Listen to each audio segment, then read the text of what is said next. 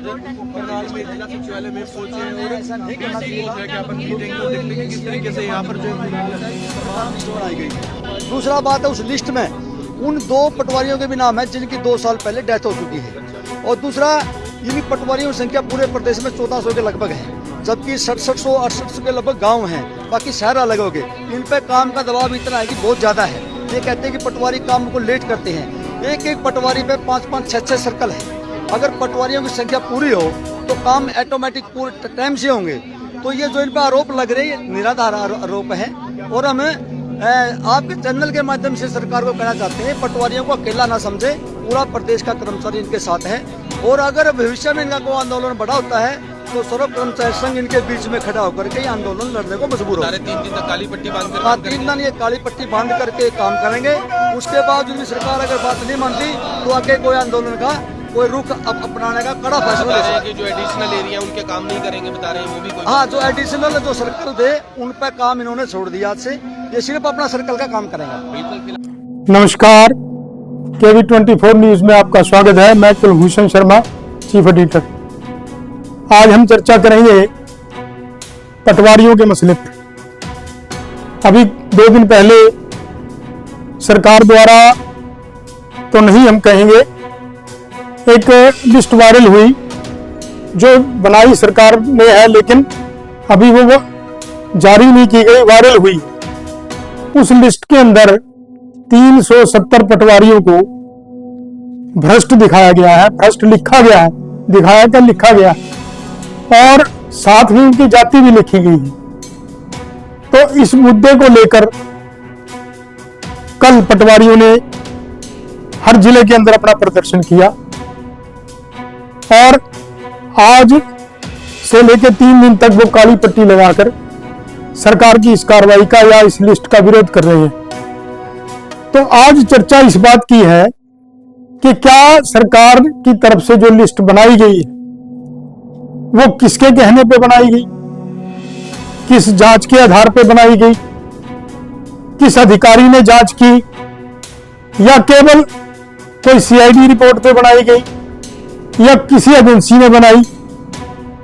मुद्दा एक ये है।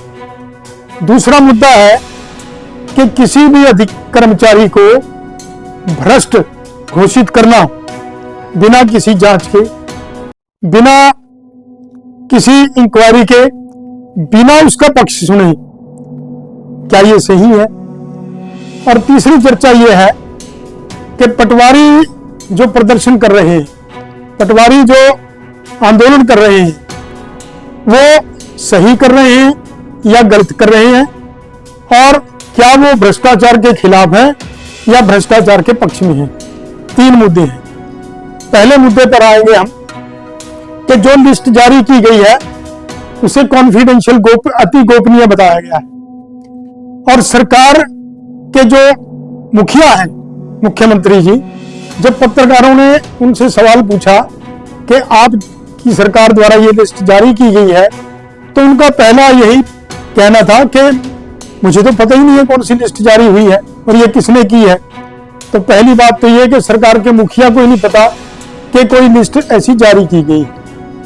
दूसरी बात कि उसके अंदर 370 पटवारी दिखाए गए हैं, तो क्या ये लिस्ट सर्टिफिकेट देती है कि ये 370 को छोड़ के बाकी सब पटवारी ईमानदार हैं? ये भी सोचने की बात है। और चौथा पॉइंट इसके अंदर ये है कि किसी अधिकारी को, किसी कर्मचारी को भ्रष्ट घोषित करने के लिए क्या भी इंक्वायरी जरूरी नहीं है? क्या उसकी जांच पड़ताल जरूरी नहीं है? क्या उसका पक्ष जानना जरूरी नहीं है? इन सभी मुद्दों पर हमारा ये कहना है, हमारा ये अवलोकन है, या पटवारियों का भी ये कहना है कि पहले जांच की जाती, पहले उनको नोटिस दिया जाता, चार्जशीट उनकी दाखिल की जाती, उनको सौंपी जाती, उनका जवाब मांगा जाता, इंक्वायरी की जाती, फिर उनको ये लिखना था कि ये भ्रष्ट लोग हैं। फिर भी सार्वजनिक रूप से कोई भी लिस्ट जारी करना बहुत गलत है और इसको डिपार्टमेंटल कार्रवाई के तौर पे पहले भी करती आई है सरकारें। तो आज कहना यह है कि ये जो तरीका है लिस्ट जारी करने का या उसके अंदर लिखना कि भ्रष्ट पटवारी ये बिल्कुल न्याय संगत नहीं है। यही पटवारियों का आंदोलन का कारण है। दूसरी बात जो इस मुद्दे में उठ के आई है कि सरकार ने क्या किसी एजेंसी से जांच करवाई है, ये भी नहीं इसके अंदर लिखा। क्या किसी महकमे ने जांच की है या उनके राजस्व विभाग ने जांच की है, ये भी नहीं उस लिस्ट के अंदर लिखा। तो कि इस निष्कर्ष पर वो कैसे पहुंचे कि या उनके पास कोई कंप्लेंट्स है, ये भी नहीं लिखा कि फलाने की कंप्लेंट आई थी उस पर जांच हुई। तो कहने का तात्पर्य ये है कि किसी को भी भ्रष्ट घोषित करना जांच के आधार पर तो हम कर सकते हैं, उसके खिलाफ कोई केस चल रहा है, उसकी जांच हो, उसके आधार पर तो कर सकते हैं, लेकिन इस प्रकार से लिस्ट जारी करके पूरे महकमे को बदनाम करना ये कहीं भी न्याय संगत नहीं कहा जा सकता। पटवारियों ने आंदोलन शुरू कर दिया, पता था कि जिस प्रकार से कार्रवाई हुई है उस प्रकार से कोई भी प्रोसीडिंग नहीं होती है। तो पटवारियों का ये रोष था कि जी हमारे पास इतना काम है कि हमारे एक सर्कल का काम हमें देना चाहिए, लेकिन हमारे पास 6-7 मतलब एक तो पता लगा कि एक के पास तो 17 सर्कल का काम है। पटवारियों के जो प्रधान है चहल साहब, उन्होंने बयान दिया है कि एक पटवारी तो मैंने ऐसा भी देखा जिसमें 17 सर्कल का काम है और एक सर्कल में कई गांव आते हैं, 20-20, 30-30, 40-40 गांव। तो कहने का मतलब ये है कि वर्कलोड बहुत ज्यादा है। 2600 कुछ पोस्टें सैंक्शन है पटवारियों की और उसमें से कार्यरत कितने हैं, 1400 कुछ। तो इस प्रकार का जब वर्कलोड हो और फिर हर प्रकार का काम पटवारियों से लिया जाता हो, तो उनके वर्कलोड को देखते हुए भी पैमाना बनाना चाहिए कि जी इसका काम का बोझ कितना है और ये किस प्रकार से काम चलाएगा। अब ये भी पटवारियों को कहना था कि उनको 3 महीने तो असिस्टेंट रखने की सरकार पावर देती है, रेवेन्यू डिपार्टमेंट से आता है कि जी आप 3 महीने गिरदावरी जिस समय होती है उस समय असिस्टेंट रख सकते हो। लेकिन होता क्या है कि वो असिस्टेंट लगातार रखे जाते रहे हैं।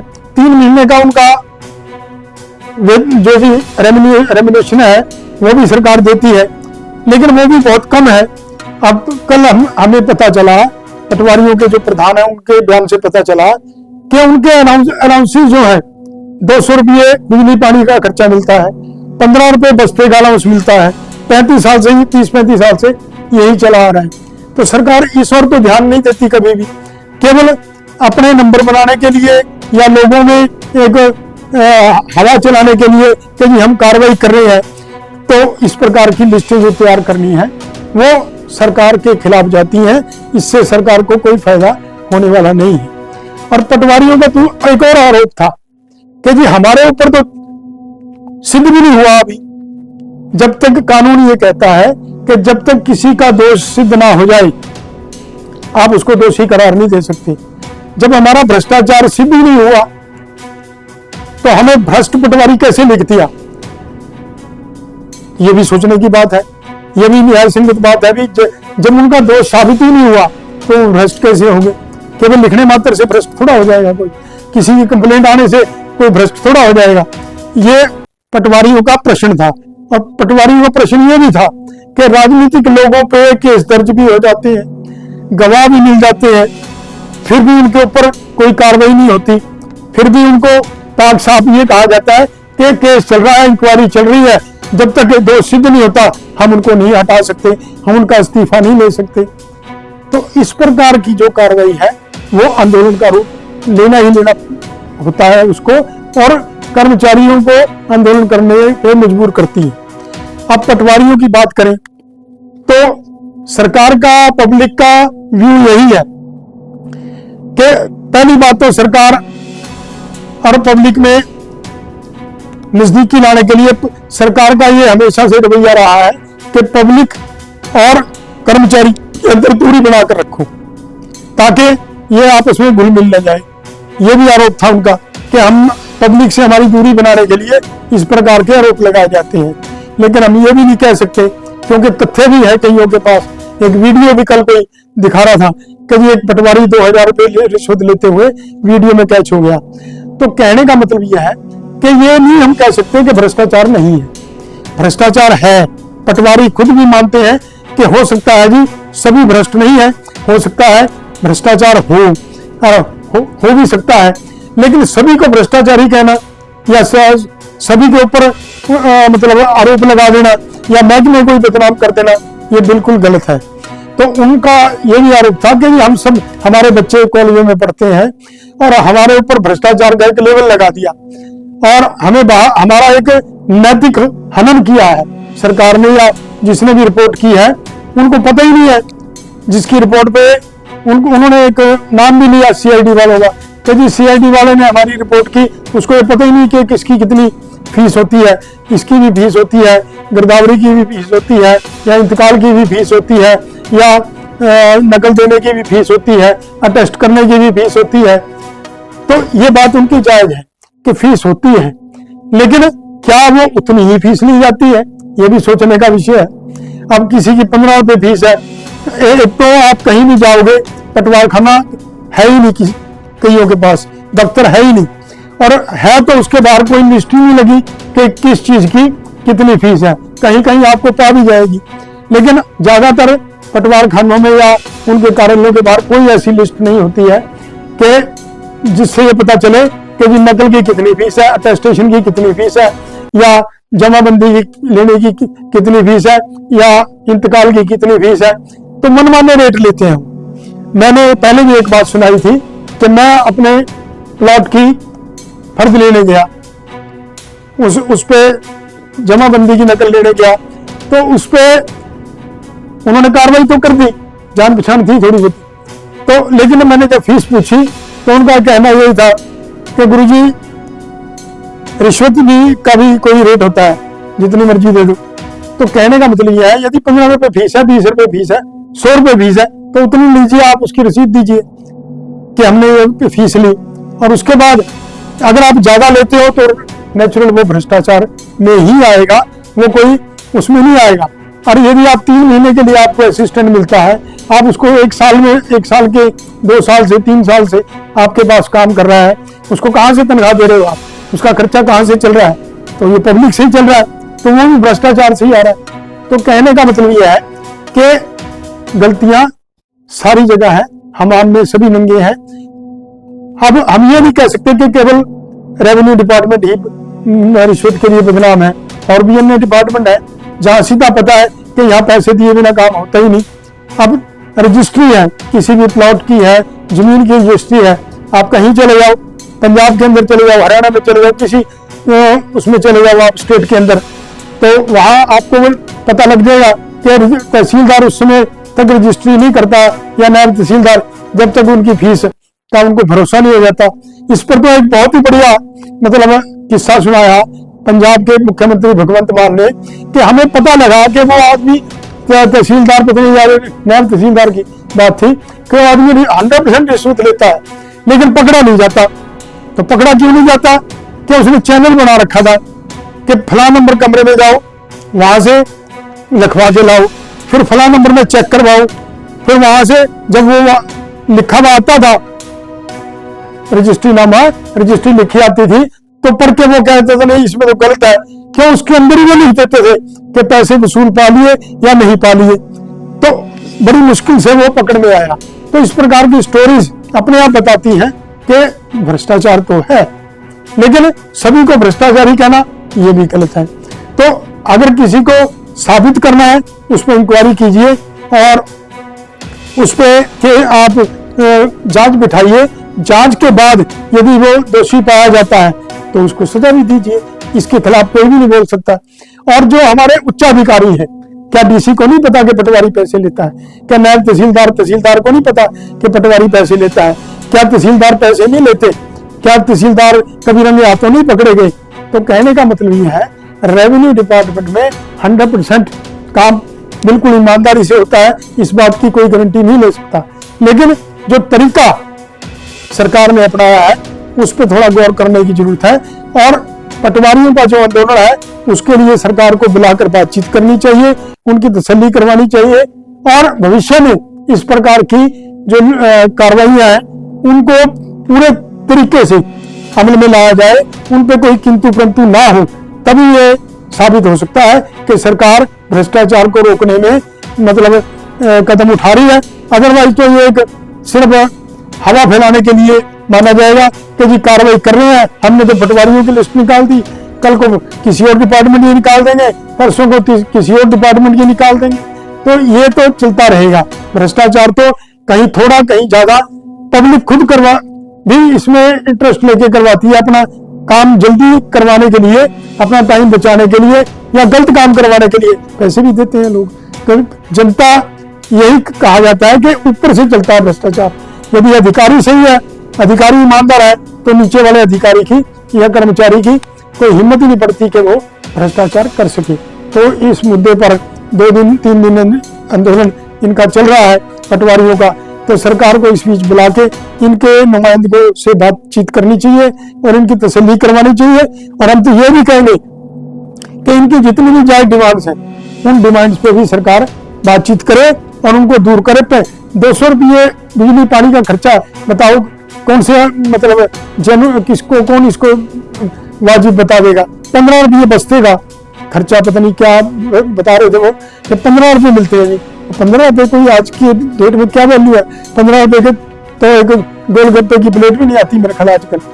तो कहने का मतलब यह है कि समय के अनुसार हर चीज में बदलाव आना चाहिए, चाहे वो किसी की सैलरी है, चाहे वो किसी के भत्ते हैं। जब एमएलए के एमपी के रेट मतलब तनख्वाह के बढ़ सकते हैं, 2-2 लाख रुपया इनकी सैलरी हो सकती है, और सेक्रेटरीट के अंदर या हरियाणा भवन या पंजाब भवन जितने भी हैं, वहां इतना सस्ता खाना इनको मिल रहा है, इतना सस्ता रेट पे खाना मिलता है महानुभावों को।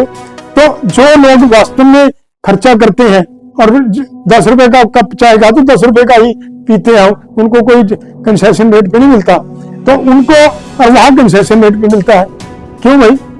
जनता का पैसा है, लुटा कहीं और रहे, जनता भी क्यों नहीं है, जनता को क्यों नहीं सुविधाएं दे? तो इन मुद्दों पे सरकार को सोचना चाहिए। इन्हीं बातों के साथ हम बने रहेंगे KB24 न्यूज के साथ, और मुझे पूरी उम्मीद है कि सरकार पटवारियों के आंदोलन की तरफ ध्यान देते हुए पटवारियों की बात सुनेगी और इनकी जायज मांगों को मानेगी। धन्यवाद, जय हिंद। आज की इस प्रोसेस में ये है कि हरियाणा सरकार ने जो पटवारियों के खिलाफ जो लिस्ट जारी की है, बिना किसी जांच पड़ताल के उन्होंने ये लिस्ट जारी कर दी है, जो कि सरासर गलत है, जिससे पटवारियों का लॉस हुआ है, उनके मान सम्मान को ठेस पहुंची है। सरकार ने अगर कोई भी जांच एजेंसी अगर ऐसी है तो वो क्लियर सामने आए जिन्होंने ये जांच करवाई है। अगर उसमें अगर कोई दोषी है तो उसको दोष सिद्ध करे पहले, बिना दोष के पटवारियों को भ्रष्ट कहना सबसे गलत है। दूसरी बात है कि पटवारियों के पास इतने काम दे रखे हैं, 2-2, 3-3 हल्के चार्ज में दिए हुए हैं, और उनसे ये कहते हैं कि आप काम करो, दिन रात काम करने के बाद भी सरकार ने हमें इतना अच्छा तोहफा दिया है जिसको हम बता नहीं सकते हैं। पूरे समाज में, गांव में, गवांड में, गांव में, परिवार में, रिश्तेदारों में, सब जगह पटवारियों को बदनाम करने की कोशिश की गई है, जिसका कोई औचित्य नहीं है, ना ही कोई रिपोर्ट है। बिना रिपोर्ट के आधार पर सरकार ने जारी किया है। कल के बयान में, कल माननीय मुख्यमंत्री साहब जी, नायब सैनी जी कैथल के अंदर थे, उन्होंने मीडिया पत्रकार ने पूछा कि ये क्या है, तो उन्होंने खुद ही ये कह दिया कि मेरे को ही नहीं पता ये कहाँ से लिस्ट जारी हुई है। हम कल से असली चालकों का कार्य राज्य कार्यकाल ने हरियाणा का फैसला है, और हमारे पास ऑफिस भी नहीं है सरकारी, हम अब सरकारी ऑफिस में काम करेंगे। हम काम करेंगे 3 दिन काले पट्टी काम करेंगे, और जो आदेश सरकार से आया है इसको मेरे करवाएंगे। आपका ज्ञापन है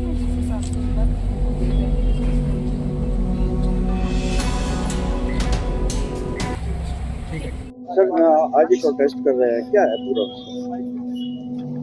जो सरकार ने 16 तारीख को पटवारियों के जो भ्रष्ट पटवारियों की लिस्ट निकाली है, हरियाणा पटवार एवं कानून एसोसिएशन हरियाणा उसका पुरजोर विरोध करती है।